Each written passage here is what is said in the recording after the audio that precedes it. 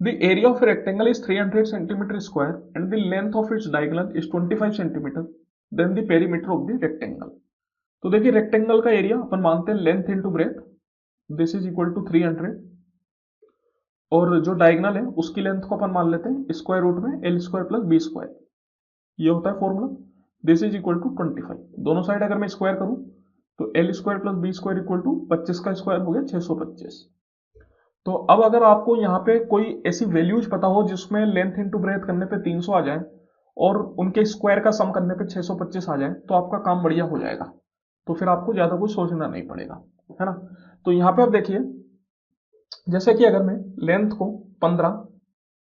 और ब्रेथ को 20 मानूं तो इन दोनों का मल्टीप्लाई करने पे 300 आता है, 15 दूनी 30 और 1 0 300, और 15 स्क्वायर प्लस 20 स्क्वायर अगर आप करते हैं तो वो इक्वल टू 25 का स्क्वायर मतलब 625 हो जाता है। ये एक ट्रिपलेट भी होती है 15 20 25, आपको पता होनी चाहिए। तो यहाँ पे आप देखिए मैं कह सकता हूँ कि ये इसको सेटिस्फाई कर रहा है, दोनों का मल्टीप्लाई करने पे 300 और स्क्वायर का सम करने पे 625, तो उस हिसाब से अपन मान सकते हैं कि लेंथ 15 और ब्रेथ 20। अब पेरीमीटर पूछ रहे हैं, पेरीमीटर क्या होता है 2 टाइम्स लेंथ प्लस ब्रेथ,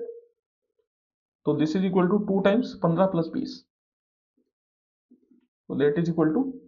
35 दूनी 70, ऑप्शन नंबर 2। अब यहां पे अगर अपन नहीं सोच पाते तो फिर कैसे करते, तो फिर अपन को कोई और तरीका नहीं था, एल इक्वल टू आप लिखते 300 बटा बी, और फिर ये सेकंड वाली जो इक्वेशन है L square plus B square equal to 625, इसमें एल की जगह डालना पड़ता 300 बटा बी, तो फिर एक बाई क्वाड्रेटिक बन जाती है आपके पास, उसके रूट्स निकालने पड़ते, बड़ा लंबा प्रोसेस हो जाता। तो इस वजह से यहाँ पे अगर अपन डायरेक्ट वैल्यू सोच पाए तो बहुत अच्छी चीज है।